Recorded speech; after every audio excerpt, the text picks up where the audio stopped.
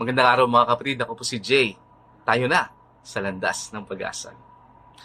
Sabi sa Ebanghelyo, noong panahon ngayon may isang ketonging lumapit kay Jesus, nanikluhod at nagmakaawa.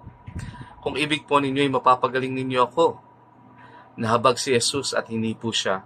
Sabay ang wika, ibig ko gumaling ka. Noon din nawala ang ketong at gumaling ang tao.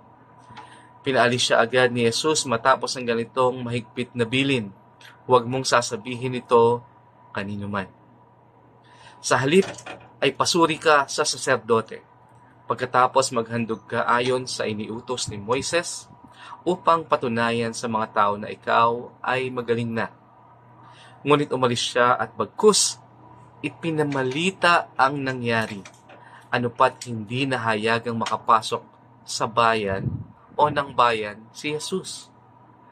Naroon na lamang siya sa labas sa mga ilang na puok at doon pinagsasadya ng mga tao buhat sa iba't ibang dako. May simpleng bilin si Jesus, huwag mo itong ipagsabi kahit kanino.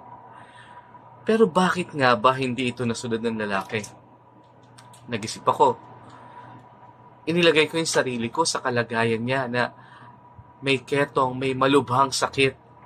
At sa isang iglap, matapos akong pagalingin ni Jesus, ay nawala ang aking paghihirap, nawala ang aking sakit.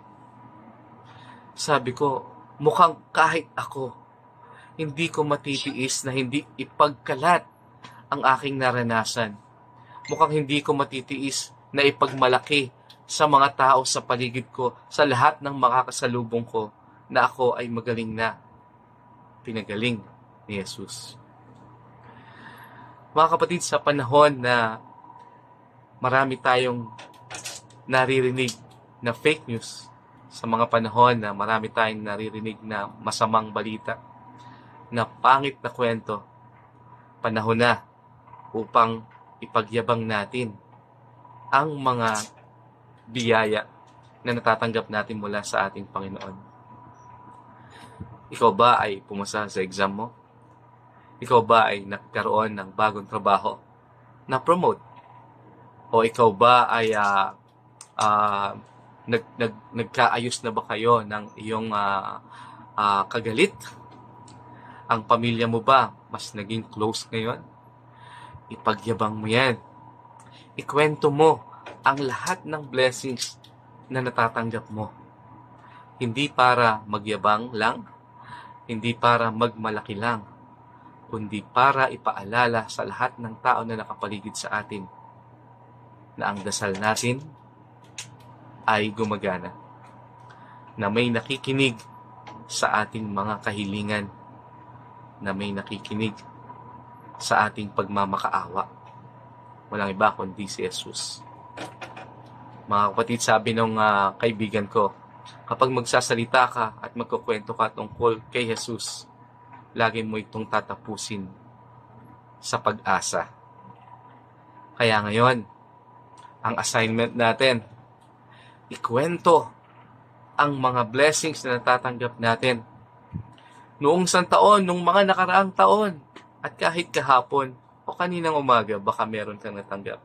Ikwento mo ito at sabihin mo, totoo nga na mayroong nakikinig sa ating mga dasal.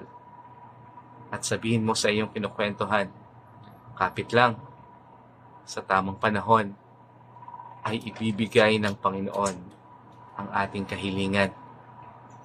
Maaring ito ay sa paraang hindi natin inaasahan, pero ito ay sa paraang pinakamabuti para sa atin.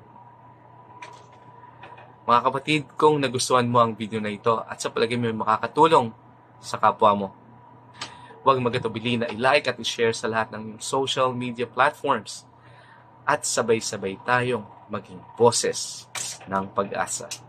Muli, ako po si Jay, isang mapagpalang araw sa inyong lahat. Hanggang sa muli.